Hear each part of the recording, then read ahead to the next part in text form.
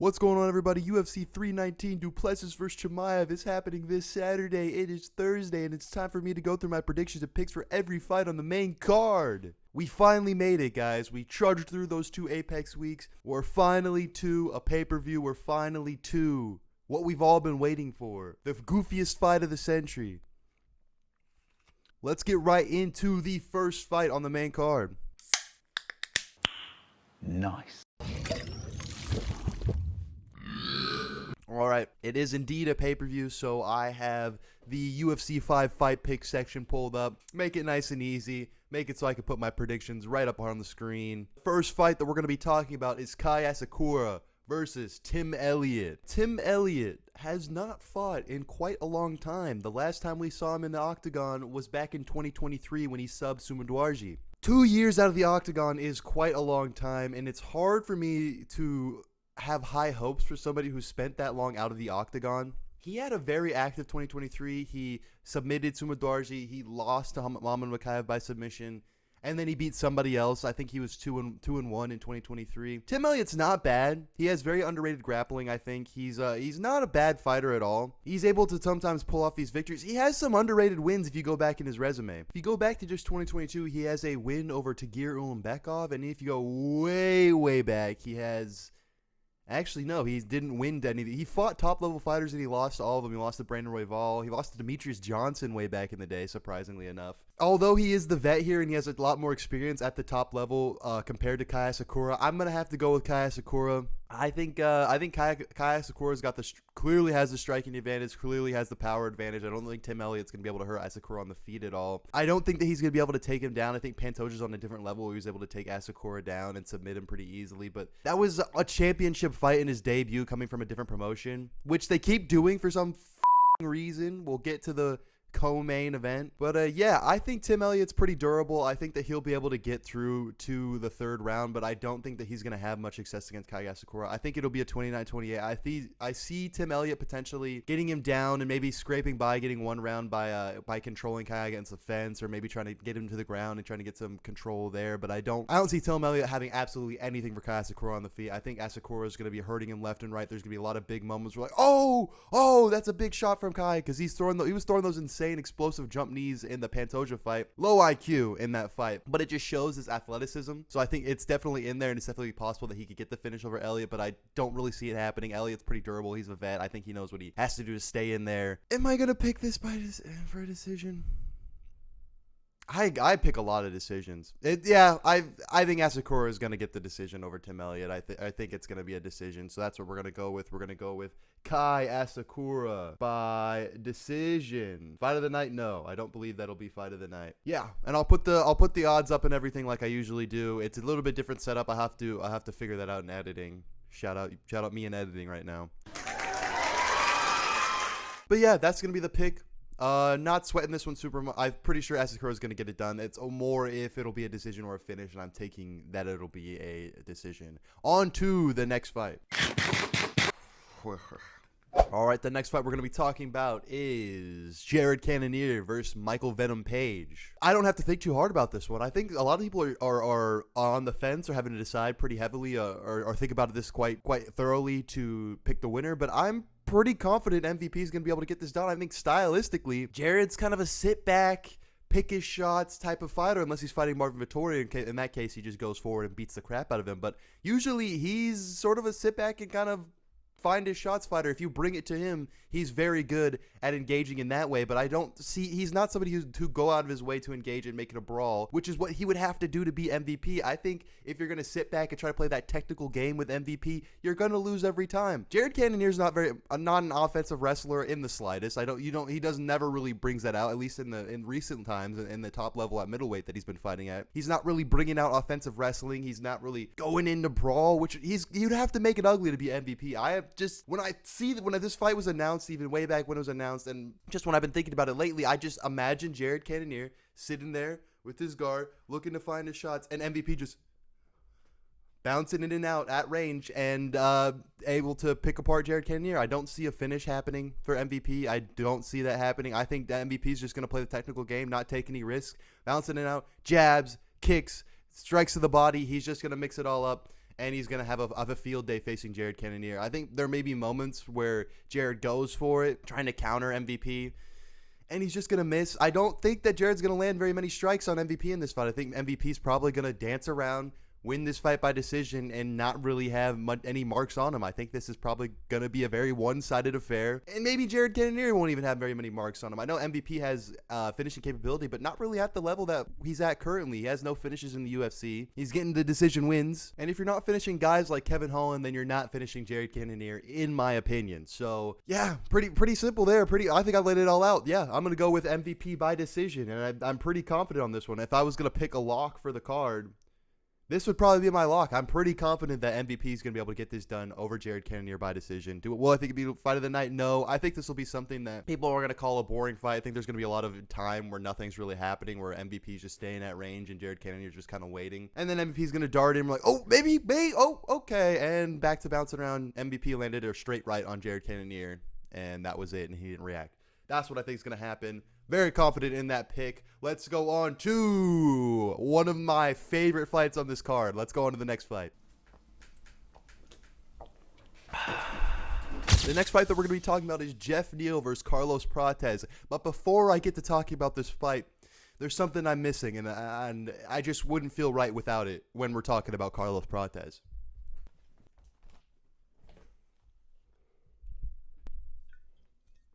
Now we're ready. We're going to be going with my boy Carlos Prates, the cigarette-smoking, liquor-drinking, Brazilian goat. Tom Reeves e Carlos Prates. Let me put this down. I'm going to keep the cigarette in my mouth. I don't care if this sounds annoying. It's for the bit. Carlos Prates is going to get this done against Jeff Neal. Okay, this is actually getting annoying. We're gonna hold it. Carlos Prates is a much sharper striker than Jeff Neal. I think Jeff has the ability, is pretty hittable. He's pretty hittable. He's very, very durable. He has a chin. We saw that in the Shavkat fight, but he's very hittable, very susceptible to straight shots. He's coming off a very nice win. And when I say very nice win, I mean that he was beating the crap out of RDA before that leg injury. He was absolutely going to KO RDA out cold. And I think that was very good. What we saw from Jeff Neal was very good in that fight, even though it didn't end in a very good way. But that was in October of last year. That was kind of a while ago. And RDA is someone who's been able to fight at lightweight before. Carlos Prates, there's no way in hell that he'd make lightweight. You got to cut off one of his limbs for him to get down there. Carlos Prates is taller. He's lengthier. He's got that advantage there. And I think that he's just going to be able to pick apart Jeff Neal. Although I do worry for Prates. When he's defending straight shots, he kind of shells up and walks straight backwards. And I think that Jeff Neal will be able to capitalize on that. So I don't think this is going to be a very one-sided affair. I think this is going to be a pretty back-and-forth fight. But I have Carlos Prates edging it out, and I think that he's going to be able to get more damage, and he's going to have more activity than Jeff Neal. Jeff Neal, hands of steel. He's got a lot of power. I don't see him being able to implement that against Prates enough to either get the finish or get the win. Surprisingly enough, this might be controversial. If there was going to be a finish in this fight, for some reason, I'm thinking it'd be much more likely on Jeff Neal's side than it would be on Prates' side. This might be very controversial. You might be able to call me dumb for that pick, but that's just what I see. I think that Jeff Neal hits harder than Prates. I think Prates is an accurate striker, and he's very sharp. That knee against Charles Radke was a very sharp knee, perfectly to the liver. It was a perfectly accurate, perfectly timed strike. Jeff Neal has that raw power in his hands, and if you were to go power for power, I think he has more power than Prates, and I think that'd be much more likely for him to catch him with something and being able to finish him, but I don't see that happening. We're going to be going with my boy, Carlos Prates. We're going to be going with Carlos Prates, and we're going to be taking him by decision. Shut the up about me picking so many decisions. It's my video. It's my picks. I see decisions, bitch. There it is. Prates by decision. Fight of the night. I think this is actually going to be fight of the night. Unless we're talking about the main event. I'll get to it. It might be. It's a toss-up between the main event and this one, depending on how it goes. But with how I think things are going to play out, this will probably be the most exciting fight on the main card. Shout out my boy Prates. Cigarettes, whiskey, best base for MMA. Let's go. Yeah. We're going to take one for the boy. All right, we have now made it to the co-main event of this pay-per-view. Rather weak co-main event, if I had to say. I think this card overall is pretty good, but it's a weak co-main. I'll be real with that. It is Lerone Murphy versus Aaron Pico. Aaron Pico's the favorite here. Patchy Mix. Pitbull. With those guys and how they came in and performed in the UFC versus what they were doing in the other promotions, we still got Aaron Pico at a favorite. We still got Aaron Pico at a sizable favorite. I think at the time I looked at it, he was like a minus 300 favorite. I think the line's closed a bit now. I think it's a bit closer now, but it's just absolutely insane to me. I don't understand this. Lerone Murphy's undefeated in the UFC. He's fought insane power punchers like Josh Emmett, and although he had moments where it gets a little hairy. I mean, not really that he was gonna lose, but there's bad looks when Josh Emmett threw him on the canvas, or when Edson Barboza slept him with an up kick, and then Murphy got lucky and fell into his guard, and then the round ended.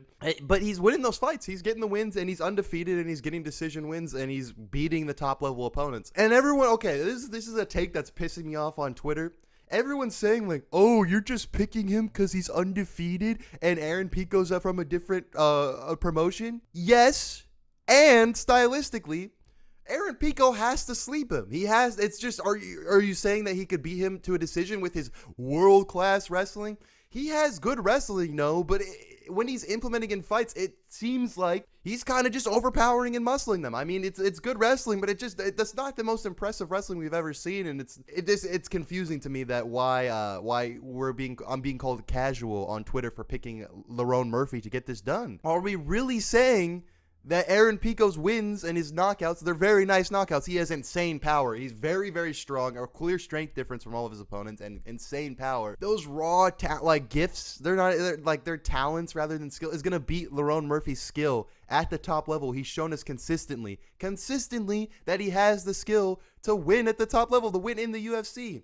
I'm not ready to just throw that all away for some up-and-comer Aaron Pico, which the UFC's fucking shoving down our throats. They were trying to give him Movsar Evloev before. So I just don't get it. I just don't get it. I've watched the tape on Aaron Pico. He has crazy good knockouts, yeah. But it's not the most, we have talented guys in the UFC, and the talent only takes you so far. It's the skilled guys that end up being the ones that are champions, and that are the well-rounded skill guys who aren't relying on just insane strength and power, in my opinion. Aaron Pico is skilled, though. I think this will be a back-and-forth fight, but I'm going to be taking Lerone Murphy by decision. Shut the fuck up! I can pick decisions, okay? Get off my back. But yeah, we're going to be going with Lerone Murphy by decision. And I'm pretty sure this is going to be, I haven't looked at the odds in a couple days, but I'm pretty sure this is going to be sizable underdog to pick Lerone Murphy, which I think is crazy. I think it's absolutely insane that we have Lerone Murphy as an underdog. The odds makers might know something that we don't, or know something that I don't. Maybe I'm a fucking casual. But I just don't understand it. I think Lerone Murphy's just better all around. His technical striking, he's going to be able to stay out of the way, not let Aaron Pico get all up on him, and use that strength advantage. And I think that Lerone Murphy's defensively responsible enough to not get hit with some crazy powerful strike. I mean, Lerone Murphy's going to mix it all together. I don't think he's going to be too worried about the wrestling. I don't think that he's going to be, it's really just the knockout power that he has to worry about. And he's fought Josh Emmett. So I think that he's already been in a camp for defense against his insane power and being hyper aware of that. So I don't think Lerone Murphy's going to be slept, and I think if you're going to be picking Aaron Pico, you're going to have to be picking him to sleep Lerone Murphy. I think Lerone Murphy's getting this one by decision. Will this be fight of the night? No. All right, now that we have that out of the way, let's move on to the main event. The one we've all been waiting for, the one I've been struggling to pick for the last 2 weeks. I've been thinking about it. This has been haunting me. These f***ers have been haunting me. I can't decide who's gonna win. I bet against both of them in the most recently, and it just hurts. It just hurts. I gotta pick one of them, and I'm gonna be wrong about it probably. Who knows? Anyway, on to the main event. Nobody said anything about dogs, bro. Chill out. All right. Let me get loose for this. Let me get loose for this. All right. The main event, the one we've all been waiting for. Khamzat Chimaev is undefeated in his career at 14-0. He is 8-0 in the UFC. Insane wrestling. First round submissions, first round finishes, first round TKOs. An unstoppable force. He is taking on Dricus Du Plessis, who is by far the goofiest fighter I've ever seen fight. I've bet on him to lose so many times. I've thought that he'd lose so many times. I used to think that he was a terrible technical fighter and he would never make it to the top. And despite all the odds, he is now the champion of the UFC with a title defense. Actually, with 2 title defenses in the rematch with Strickland and then finishing Israel Adesanya, which is an absolutely amazing win. Dricus is undefeated in the UFC as well, never lost to the UFC. He has a couple losses on his record, but as of lately, he's been an unstoppable force. He has Toon Force. He's just going to win by tomfoolery. He's just going to get it done somehow. He may pull out a cartoonishly large hammer and bonk Khamzat Chimaev on the head. You never know what could happen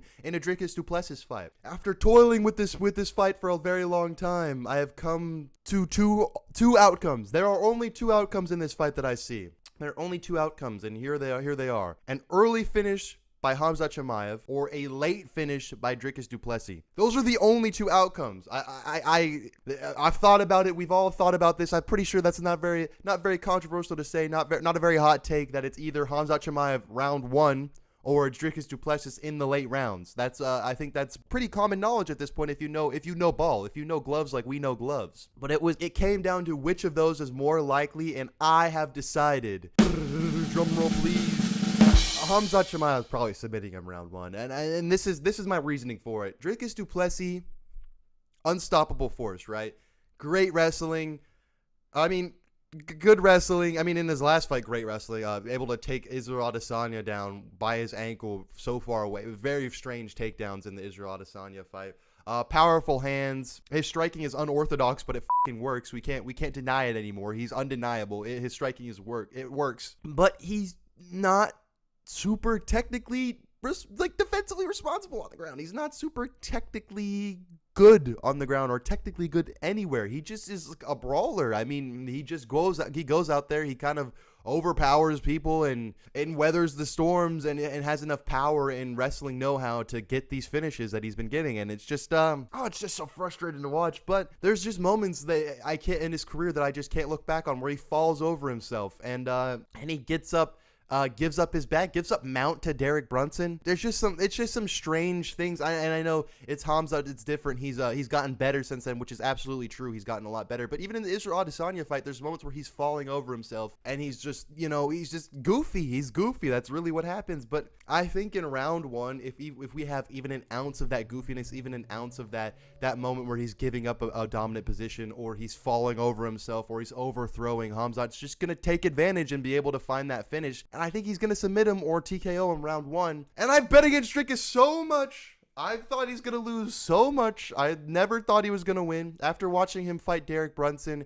Brad Tavares, and Darren Till in one of the goofiest 3-fight runs I've ever seen. Actually, the most frustrating 3-fight runs I've ever seen. And then beating Robert Whittaker after. It's just hard to pick him against somebody like Khamzat Chimaev who's going to capitalize on those moments. But I'll say this, if Dricus is able to make it through the first round, if when he gets taken down, it's not an if, when he gets taken down, if he's able to protect his neck, stay safe, work to try to get back up. Maybe I don't think he will, but not giving up his back and not getting submitted. I think if he makes it out of the first, Khamzat's in for a rough night. I think Khamzat has 2 rounds of dominant wrestling potentially in him. I think he has 2 rounds. So I think if he gets Dricus down the first round, controls him the whole first, I think when it resets, Khamzat will be able to probably get him down again. And then that's where we start to question what's going to happen with the rest of the fight. Is if Khamzat's able to take him down again in the second round, will he finish him? Will he control him again for the second round? If he controls him again for a whole second round, he's not going to be able to do that in the 3rd, 4th, and 5th. Those are Dricus's rounds. And it's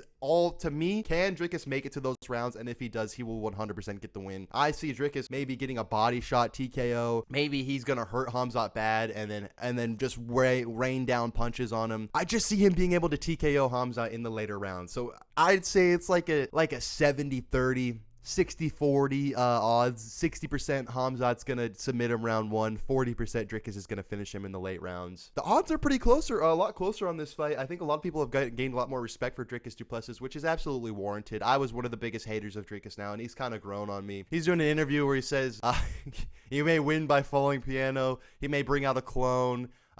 You know, all the memes. He's absolutely tapped in with all the memes. But I mean, he's locked in with Guru, so it absolutely makes sense that he has all the memes. He made Izzy and Strickland cry in the press conferences. I'm excited for the press conferences. That's actually happening today. I'll probably post this video after the press conference happens. I hope it's not happening right now. Let me check. The press conference is actually in an hour, so I'll be finishing up recording this, and then I'll get to editing, and then I'll probably post this after the press conference happens. But I'm absolutely hyped for this. I think this fight is what I was gonna say is if this fight goes past the first, second rounds, I think that rounds 3 and 4 are gonna be absolute war. 3, 4, 5, if it gets there, are gonna be absolute war, and this will end up being fight of the night if Dricus is able to make it past Khamzat round 1, but I don't think he's gonna be able to. As much as it pains me to say, I'd love for Dricus to stay champ and we get Dricus versus RDR in an absolute. That would be the goofiest fight of all time at a championship level, which I think we're owed it as fans. Well, I mean, he's got to go through a Mavov or a Baralho or Anthony Hernandez even first, but I just I really want to see that RDR Dricus fight, which I think will happen at some point. But